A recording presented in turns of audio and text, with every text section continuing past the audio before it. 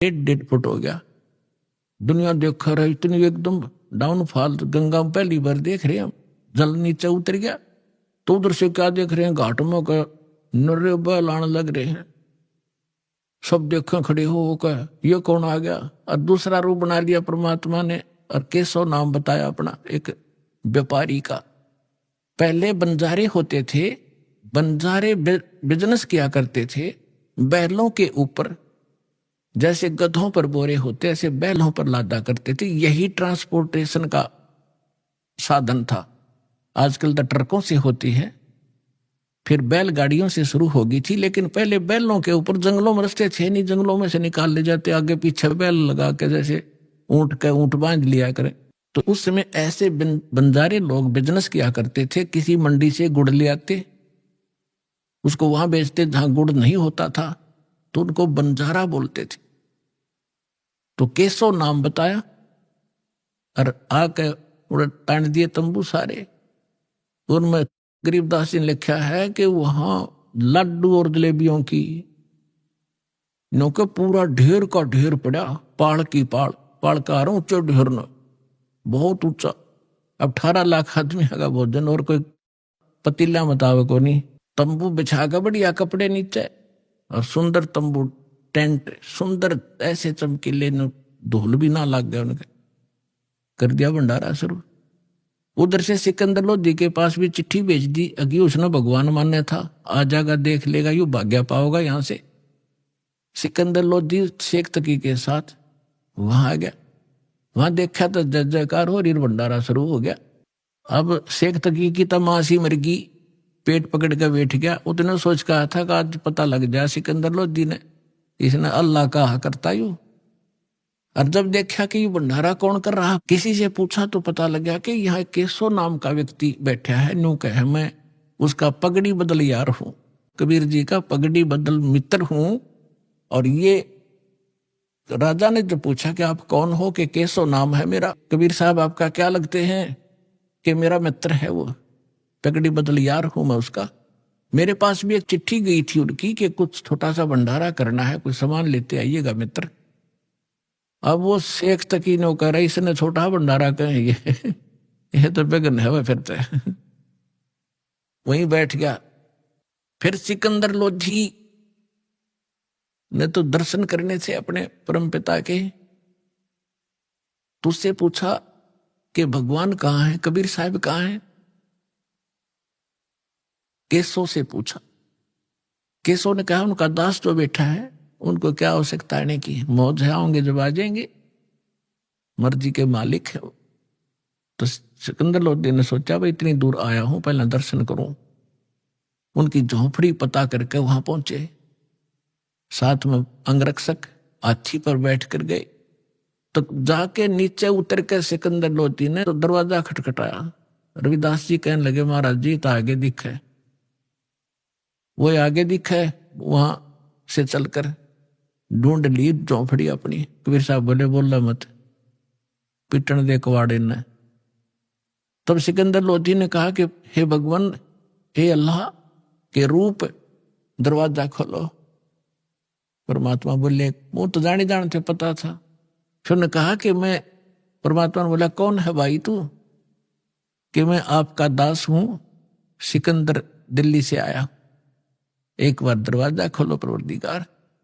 परमात्मा बोले नहीं राजन, मैं तो बस इंतजार कर रहा हूं कि कब दिन सूर्य अस्त हो, अपने परिवार ने लेकर भागूंगा यहां से, ये मुझे जीने नहीं दे रहे। अब सिकंदर लोधी ने कहा कि हे परमात्मा, यदि मैं आपसे परिचित ना होता तो आप मुझे भी आज बहका देते। मैं अब आपकी बहकाई में नहीं आ सकता, मैं आपको पहचान चुका हूं, आप अल्लाह अकबर हैं। दास को दर्शन दे दो, बस एक बार दरवाजा खोल। तब परमात्मा ने कहा रविदास जी खोल दे खिड़की, दरवाजा खोल दिया। सिकंदर लोधी ने दंडवत प्रणाम किया दिल्ली के सम्राट ने, और कहा परवरदिगार आपने कैसे रंग लगा रखे हैं, आपकी जय जयकार हो रही है, ऐसा भोजन सब खा रहे हैं, कैसा भंडारा कदे देखा ना सुना। और आपका मित्र वहां पर है, आपका मित्र जिसके पास आपने पत्र भेजा था वो बैठा है वहां पर, केशव नाम है उसका। वो तो खुद वहां भी बैठे, दो उठौड़ है, एक तू भया एक से दो। सिकंदर लोधी ने कहा भगवान एक बार दर्शन दो, कि दर्शनाभिलाषी वहां भक्त श्रद्धालु बैठे हैं, खाना भी खा रहे हैं और ये पूछ रहे हैं वो कबीर कौन है जो इतना गजब का भोजन आहार आज तक देखा ना सुना, और ऐसा ऐसा समर्थ वो कौन है, एक एक 10-10 ग्राम सोना भी दे रहा है और एक कंबल भी दे रहा है प्रत्येक खाने के बाद। तो नकलिया ने अच्छा अच्छा खाया होगा खाना एक एक दिन में, वो लेने के मारे दक्षिणा। तो उसके घर में के भंडार में कोई कमी है? उस दाता की सारी सृष्टि का पालनहार, असंग ब्रह्मांडों का पालनहार, तीनों लोकों में प्रवेश करके जो सबका धारण पोषण करता है, ये वो परमात्मा। तो पुण्यात्मा हम उसके बच्चे हैं, और वो भी उसके बच्चे थे जो साधु संत बने फिरे थे, परमात्मा के लिए भटक रहे थे, गलत साधना कर रहे थे, फिर भी बच्चे तो उसी के हैं। मैं रोत हूं सृष्टि को या सृष्टि रोए मोहे, और गरीबदास इस वियोग को समझ नहीं सकता कोई। तो उनको भोजन खिलाना था सतलोक का लाके, बहाना उन दुष्टों ने बनाना था, उनकी फड़क निकालनी थी, अपनी समर्थता दिखानी थी। आज दास के गुण गाता, जो पहले आकर भगवान वाले काम ना करके जाते तो दाता। तो सिकंदर लोधी ने कहा कि एक बार आपके दर्शन करना चाहते हैं सभी के सभी। तो परमात्मा जब कुटिया से बाहर निकले, जैसा सतलोक में उनके सिर पे मुकुट है, ऐसा मुकुट आकाश से आया और ऐसे सिर पे रखा गया, और ऊपर से आकाश से फूल बरसने लगे परमात्मा के ऊपर। सिकंदर लोधी ने अपने हाथी पर बैठाया अपनी अंबारी में, साथ में रविदास जी। कबीर साहब बोले आजा भाई मित्र तू भी। वो और रविदास जी चंवर कर रहे थे पहले। सिकंदर लोधी ने कहा भगत जी आप तो डेली सेवा करते हो, दास को भी दे दो। तब सिकंदर लोधी ने चंवर पकड़ा, जैसे आप देखते हो पाठ के ऊपर बच्चे करते हैं, महापुरुषों पर ऐसा ये चंवर किया जाता है। चौर का मतलब है जैसे माखी माछर बैठे उस तरह लाया करें, ताकि हाथ कपड़ा मारे तो उसका लाग जाए, मर ना जाए। यानी इतनी नम्रता के कारण उसको चंवर को संत के ऊपर डुलाया जाता है। तो सिकंदर लोधी ने चंवर ले लिया, हाथी पर बैठ के चल रहे, चारों गेट खोल दिए उस अलमारी के जो हाथी के ऊपर एक कमरा सा बनाया करते थे। तो सारे देखें जो खाना खा रहे थे, कौन है कबीर कौन सा है, कि वो बैठा जिस पर सिकंदर लोधी चौर करे दिल्ली का राजा। काशी की बात है ये कि यू है वो कबीर, ये है वो कबीर, सेठ कबीर। वो सेठा दिखा जो सुंदर मन और पैर रहे ऊपर, सेठ तो वह है ही, कंगाल तो सारा संसार है उसके सामने। तो जब वहां जाकर उतर के हाथी पर थे, सारे मेले में घूम कर जय जयकार हो रही, जय हो कबीर की, जय हो कबीर जी की। वाह भाई सेठ बड़े मोहन भोजन कराए, बड़े ठाट हुए, ऐसा सब जय जयकार करें, जो रोटी खा हुए गुण गावे। फिर केशव बैठा था जिस टेंट में, वहां से एक सेवादार गया और करबद्ध होकर कहा कि महाराज आपको आपका मित्र याद कर रहा है केशव। तो सिकंदर लोधी, रविदास जी और परमात्मा उतर के हाथी से नीचे चल पड़े। जब उस टेंट में गए, टेंट को केवल सीलिंग छोड़ दी, ऊपर कर दिया उसको ऐसे। और क्या नीचे एकदम सामने देखते देखते एक सुंदर मनोहर पलंग आया, उसके ऊपर इतने सुंदर गद्दे बिछ गए, कितने बढ़िया, उसके ऊपर एक चद्दर बिछ गई जिसके हीरे मोती लाल जड़े हुए थे। उस पर बैठ के भगवान बीच में जच गए। इत सामने दूसरे रूप में केशव बैठा है और एक रूप में मालिक कबीर रूप में बैठे। राजा और सब प्रजा नीचे बैठ कर सत्संग सुन रही है। कहते हैं परमात्मा ने 24 घंटे तक सत्संग सुनाया उन प्यारी आत्माओं को। अब देखो वो भटक रही थी, साधु संत बन रहे थे, और कारण के बनाया, और 3 दिन का सत्संग परमात्मा ने ढूंढा ठाया। लाखों वो भक्त जो डले ढो रहे थे परमात्मा के शिष्य हुए, और वो फिटे मुंह हुए जो बकवाद करे थे। बोलो सतगुरुदेव।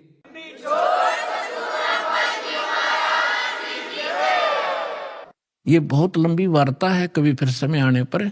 अभी तो दास आपको सदग्रंथों से ये प्रूव कर रहा था कि भगवान कौन है। जब आपको, जैसे पहले आप सेट हो रहे थे, कृष्ण जी भगवान, श्री रामचंद्र जी भगवान, शंकर जी भगवान, गणेश जी भगवान, तो आपने आपको कोई भी किस उनकी कथा कहीं खड़ा होकर सुनावा था तो आप सारे शांत होते थे और स्वीकार होती थी, सब कुछ सही मानते थे, तो नो प्रॉब्लम थी। और जब इस दास ने यह यथार्थ कथा शुरू की तो कितना विरोध हुआ। कहता दास जान या मेरे साथ उस समय से संघर्ष करते हुए आपके भाई बहन चल रहे हैं या वो जानते हैं, आप तक हम कैसे ही संदेश को पहुंचा पाए। जेल तक जाना पड़ा, 36 मुकदमे झूठे कर रखे हमारे ऊपर, लेकिन मालिक साथ है, एक दिन सब फिट्टे मुंह हो जाएंगे और सच्चाई ऊपर आओगी।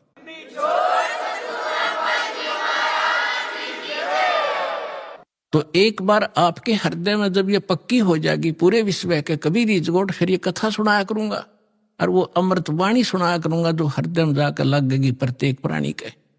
अभी इतना समय नहीं मिलता क्योंकि इसमें बहुत प्रकार के पॉइंट भी बताने पड़ते हैं, फाउल पॉइंट भी बताने पड़ते हैं, और पहली कक्षा का बालक भी पहले दिन आता उस वाला भी सत्संग साथ सुनाना पड़ता है। तो जिस करके ये थोड़ा सा समय कम मिलता है। फिर क्या होता है, शेख तकी कहते हैं नीच आत्मा तो नीचे भाषा रखता है। अब कई बार क्या कहते हैं, जो घना निकम्मा आदमी होता है वो किसी की बड़ाई नहीं कर सकता, नीच व्यक्ति बुराई तो कर सकता है। एक तो होता है यज्ञ जोनार, यज्ञ करते हैं जो बड़ी खुशी में, किसी का लड़का हो गया घने वर्षों के बाद, उसके कहते हैं यज्ञ करी उसने जग, और भाई दिल खोल का पैसा लाया उसके दादा ने, इतना घी और जलेबी और लड्डू सारे, उसको कहते हैं खुशी में की हुई जगजोनार। और एक होता महोत्सव, महोत्सव वो होता है जैसे किसी ने बता दिया कि तुम्हारे पिता का मर गया, दादा या पिता, उसका तुम ऐसा करना पड़ेगा, इतने कपड़े और इतने पंडित जमाने पड़ेंगे, तो उसमें वो दुखी से होकर फॉर्मेलिटी से कराया करें।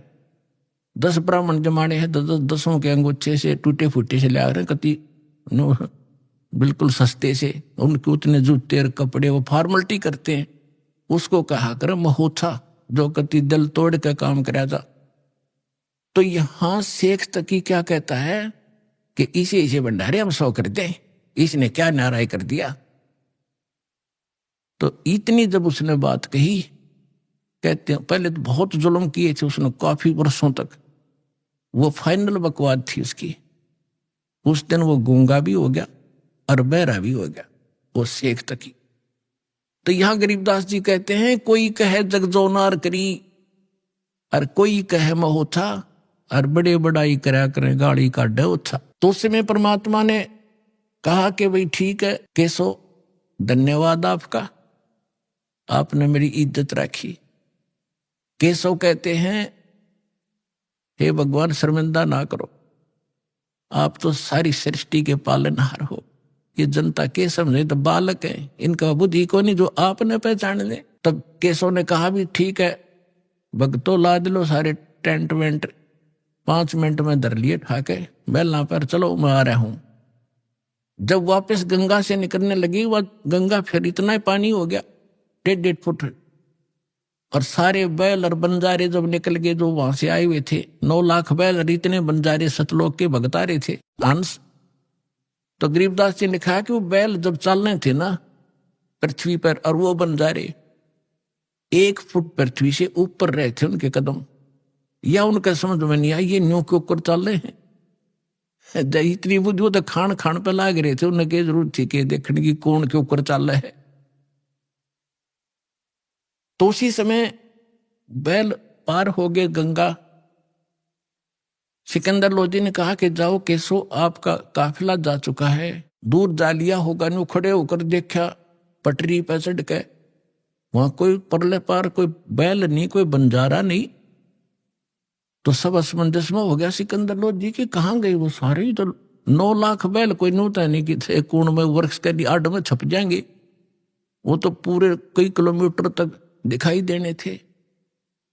इतना सोच ही रहा था तो कबीर साहब कहने लगे चले गए जहां से आए थे। उधर से वो केशव उनके सामने दूसरा रूप परमात्मा के अंदर समा गया, एक कबीर साहब रह गई। बोलो सतगुरुदेव।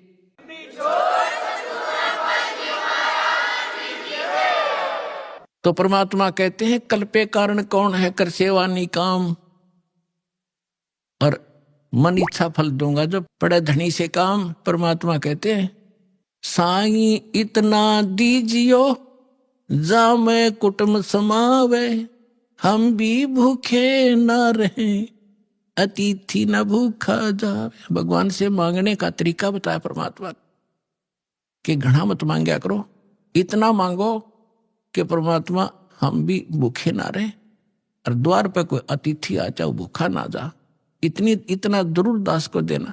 तो ये परमात्मा ने उदाहरण दिया है कि तुम मेरे की तरह नो विश्वास करो उस मालिक पे, और तू कर सेवा निकाम, निष्काम भाव से पूजा कर और दान धर्म करता रहे।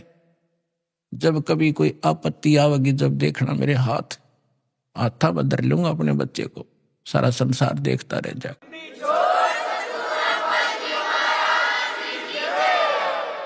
परम पिता परमात्मा पूर्ण ब्रह्म सर्वश्रेष्ठी रचनहार कबीर देव कबीर साहेब कबीर परमेश्वर जी की असीम रजा से आप सभी पुण्यात्माएं परमात्मा की महिमा श्रवण करने के लिए उपस्थित हुए। जिस प्राणी के युगों युगों के शुभ संस्कार एकत्रित हो जाते हैं उनको मानव शरीर प्राप्त होता है।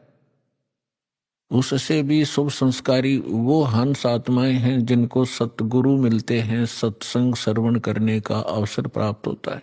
पुण्यात्माओं, आज तक हमें परमात्मा की ABC का भी ज्ञान नहीं था। हम कह भी अध्यात्म मार्ग का नहीं जान पाए, चाहे हम अपने आप को कितने ही विद्वान मानते रहे, चाहे हमने वेदों को कंठस्थ याद भी कर लिया, श्रीमद् भगवत गीता के सभी श्लोक भी हमने रट रखे थे, क्योंकि इसके विषय में परमेश्वर स्वयं आकर ही बताते हैं गुरु बिन काहू न पाया ज्ञाना, जो थोथा बुस छड़े मूड किसाना।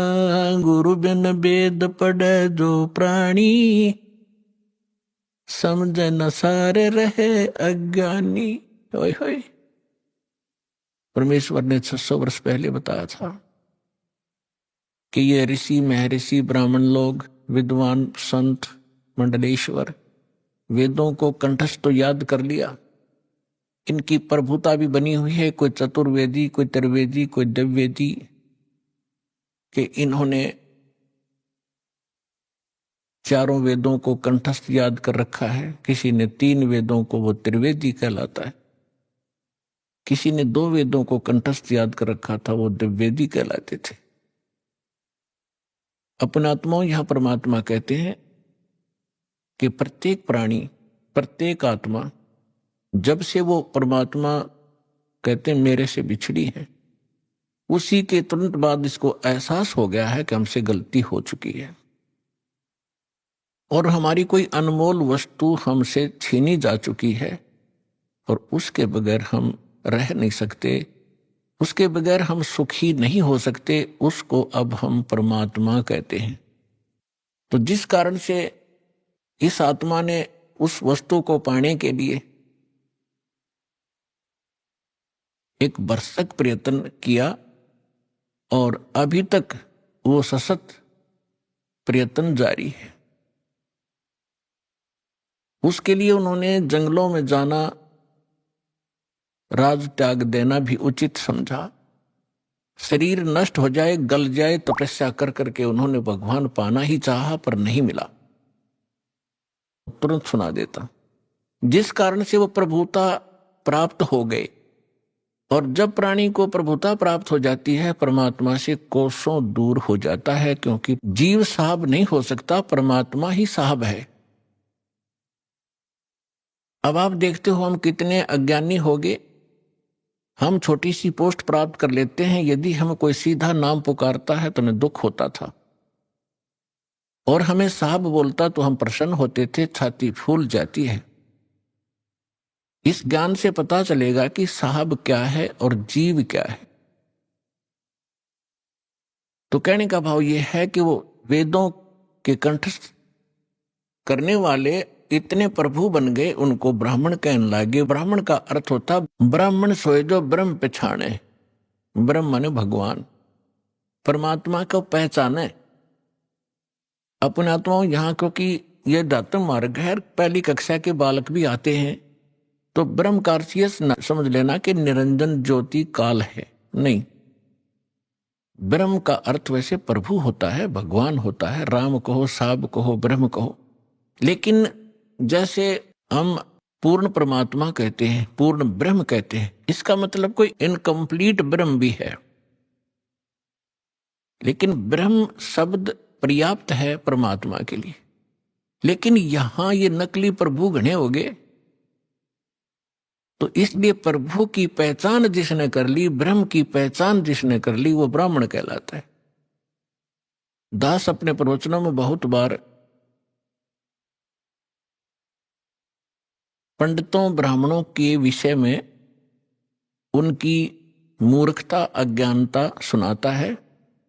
तो उसमें ये ना समझें कि दास एक ब्राह्मण वर्ण को कह रहा है। ब्राह्मण वर्ण अलग वस्तु है। जैसे एक वैद्य था और वो बहुत अच्छा वैद्य था, नाड़ी पकड़कर तुरंत बता देता था अमुक रोग है, औषधि भी उसके पास कारगर थी, सुप्रसिद्ध हुआ। उसकी एक दो पीढ़ी उसके द्वारा बताई औषधि और उस विधि से वो उपचार करते रहे, वो भी वैद्य कहलाए। लेकिन आगे चल के वो लाखों की संख्या बन गई उनके वंशजों की, और वो वैद्य नहीं है, फिर भी उनका सरनेम वैद्य बन गया। अब कोई कुछ कार्य करता है, कोई कुछ कार्य करता है, वो भी अपने पीछे लगाता है रमेश वैद्य, और काम क्या है उसका, परचून की दुकान। जानता नहीं पेट के दर्द की दवाई औषधि, और लिखता है रमेश वैद्य, तो वो वैद्य नहीं है।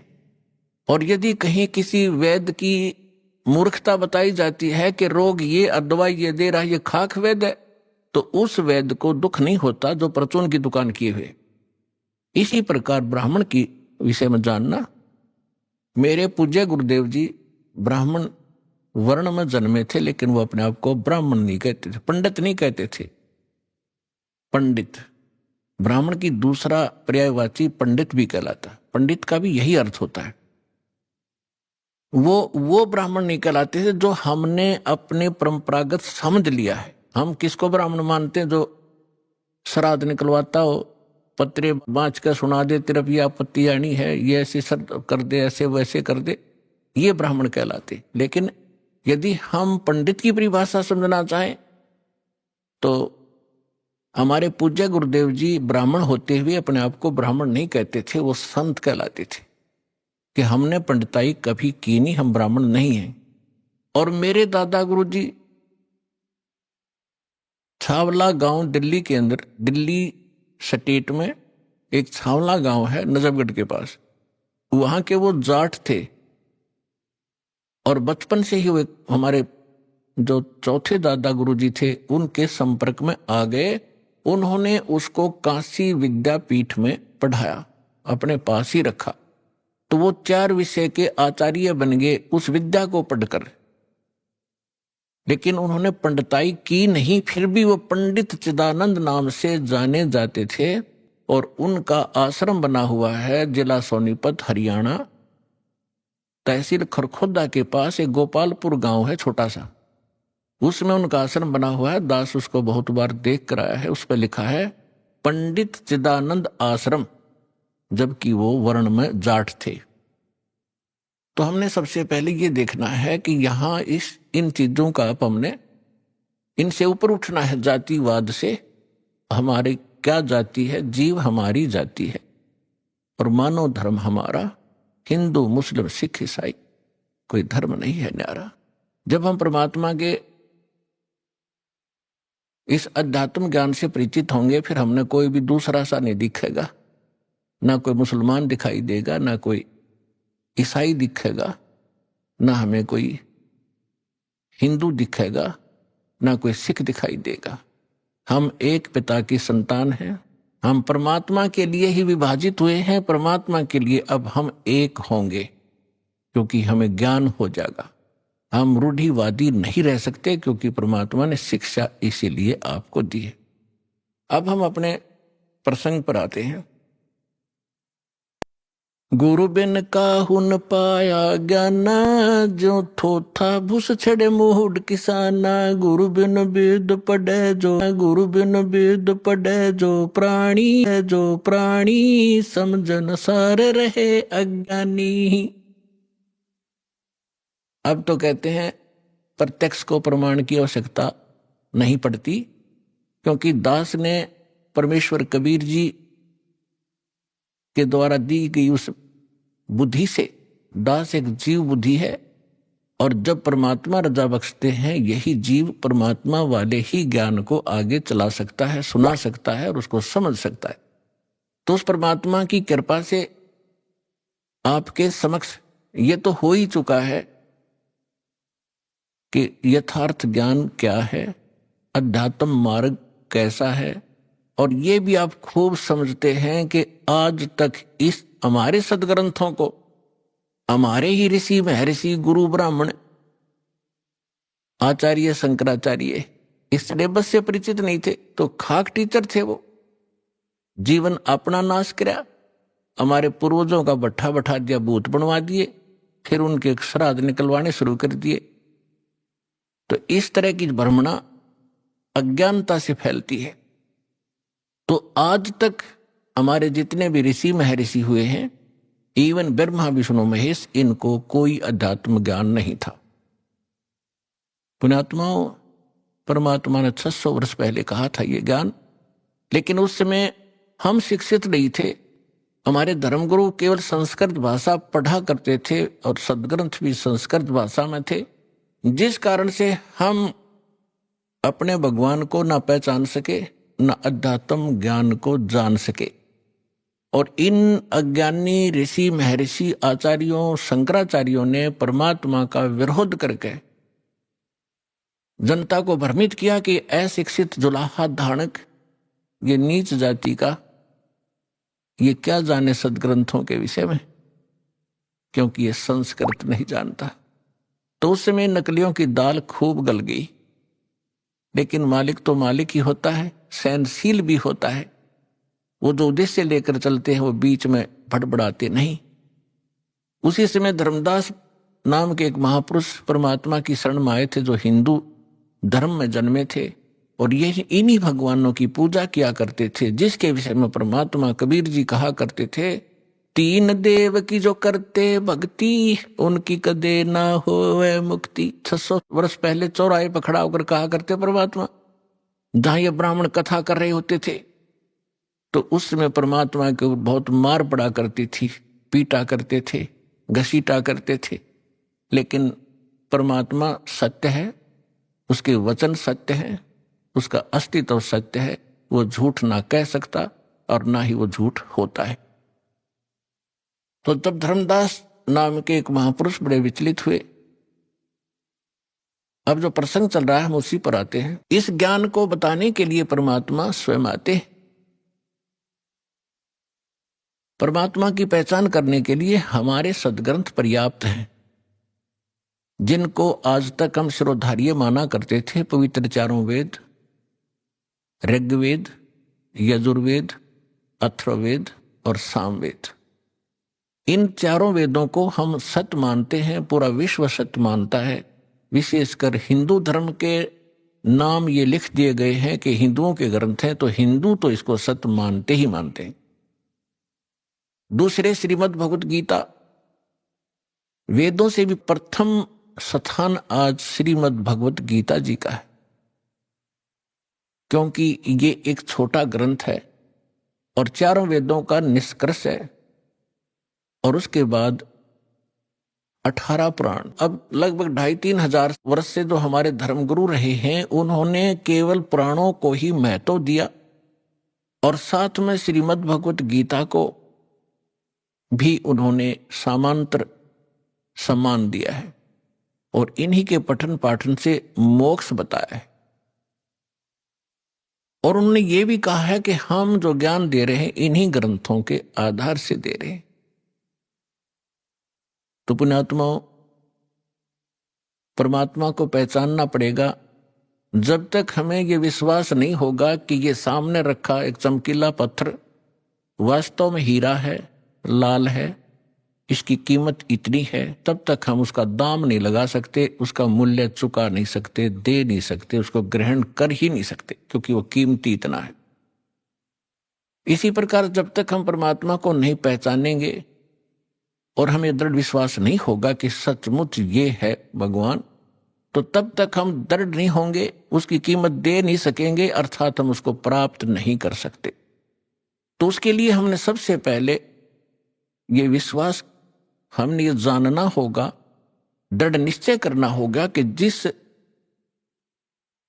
परमात्मा को हम प्राप्त करने के लिए प्रयत्न करेंगे, उसके लिए जो भी कीमत हमने देनी पड़ेगी वो देंगे, तो वास्तव में वो परमात्मा है भी कि नहीं।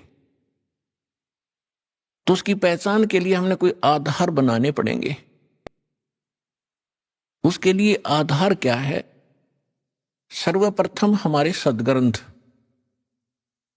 वैसे तो सर्वप्रथम हम मानते हैं प्रत्यक्ष दृष्टा को, लेकिन फिर भी हम अपने उस थ्योरी को हम नकारा नहीं कर सकते, जिसको आज तक श्रोधार्य मानते रहे और सत्य मानते रहे।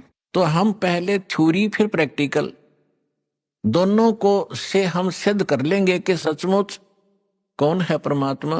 तो इसके लिए हमने सबसे पहले अपने सद्ग्रंथों की थ्योरी को देखेंगे कि उनमें क्या लिखा है, और फिर प्रैक्टिकल। जब दोनों एक जैसा रिजल्ट देंगे तो ही इज गॉड, वो परमात्मा है। तो पुण्यात्माओं, श्रीमद् भगवत गीता अध्याय नंबर 4 के श्लोक नंबर 32 में 32 में कहा है कि अर्जुन, मैंने अभी आपको के श्लोक नंबर 25 से लेकर 30 तक जिन साधकों और साधनाओं की जानकारी दी है, और वो साधक चाहे कोई देवी देवताओं को पूजता है, उसी को सत्य मानता है, पापनाशक जानता है, कोई स्वाध्याय करता है, कोई तीक्ष्ण अहिंसावादी व्रत ही करके मुंह पर पट्टी बांध के नंगे पैरों घूम कर अपनी साधना को सही मान रहा है,